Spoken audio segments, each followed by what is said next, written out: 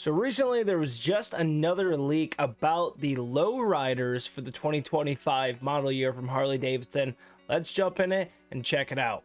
So here we go with the linked image. This is actually on a forum post I've been following for probably about the last 3 or 4 months now.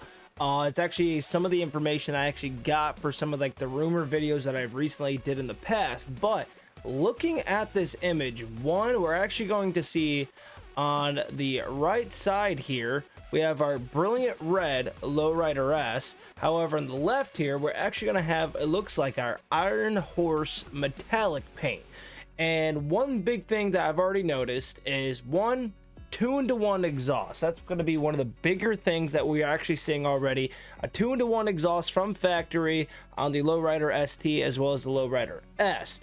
Another thing is we don't really seem to have any bronze accents as well. We're getting a lot of these red accents right here on the tank as well as the intake. That's going to be a 117.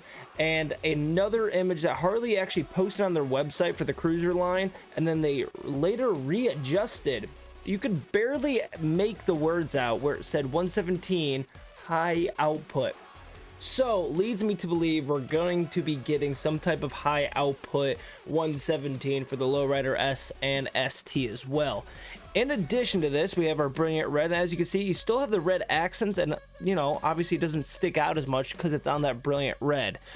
But one thing I'm still very curious about is this gauge right up here. Now this gauge, that's going to be either the standard lowrider S gauge that we've seen in the years past, that it's analog RPMs but digital everything else, or is that actually the 4-inch TFT display like we see in the Nightster Special and Sportster S? That's kind of one question I still have right now.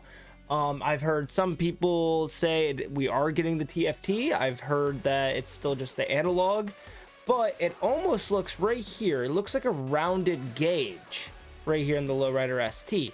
Now, whether that's the TFT or maybe they reverted and went to what the lowrider S has, we don't know for sure, at least not from this specific image. But it does appear to seem that we have some type of round gauge, and personally, like I've said in previous videos, I hope they go with the TFT display. I really hope they do.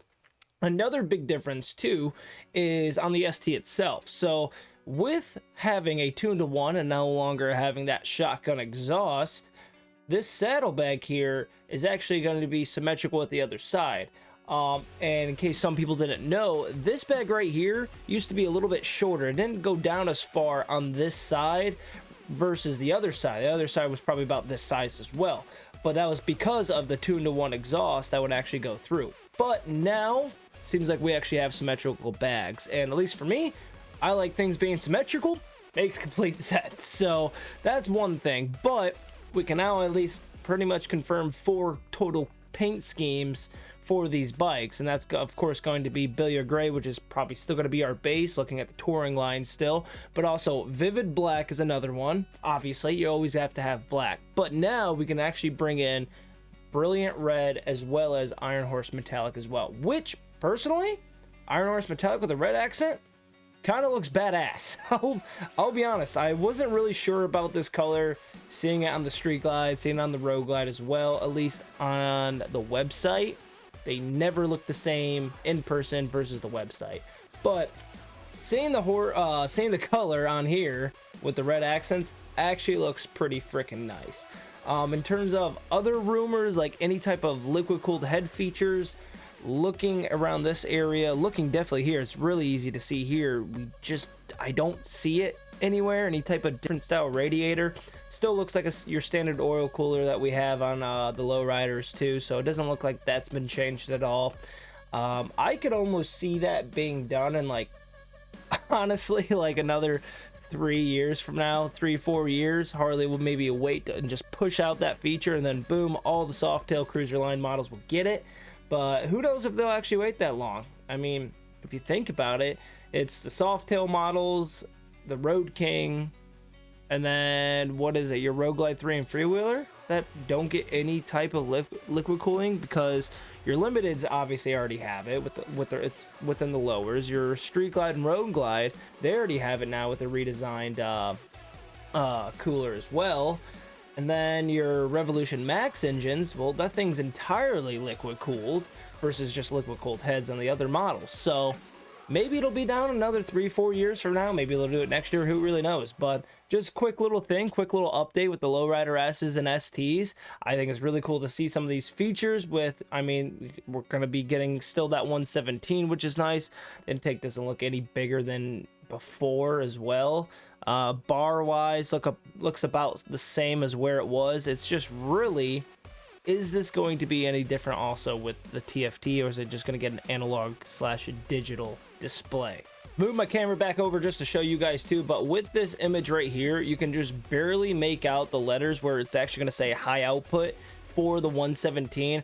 Going by this looks like the Lowrider S, given the center console of that, how that looks, gas cap as well. But another thing was also LED turn signals. So instead of just the yellow caps on it, looks like it's going to be full LEDs, but the grips are also different, which we can see there. Grips are different. They look more like the current touring style grips. So as the controls right here, this almost looks like the Revolution Max controls, like on the Nightster S, where the turn signal's all on one side, like an imported, like some type of sport bike or anything like that, or imported bike. It looks like the turn signals are on one side. That's almost what it looks like. But going back with the LEDs right there, if we actually scroll back down, find this image, you actually see right here as well, it's clear. Right here it looks clear as well. So I think they actually went to full LEDs, at least for the turn signals too, which is a kind of a nice feature as well, just quality of life. It's a little bit more visible, but it looks a lot cleaner as well. No matter what color you go with, it's gonna look a little bit clear unless it's on, instead of just having yellow freaking caps on it too. So another quick thing, wanted to share that with you guys as well, but I'm gonna keep my eyes glued on this forum post and any other leaks that we actually get as well. Stay tuned. I'll see you guys in the next one.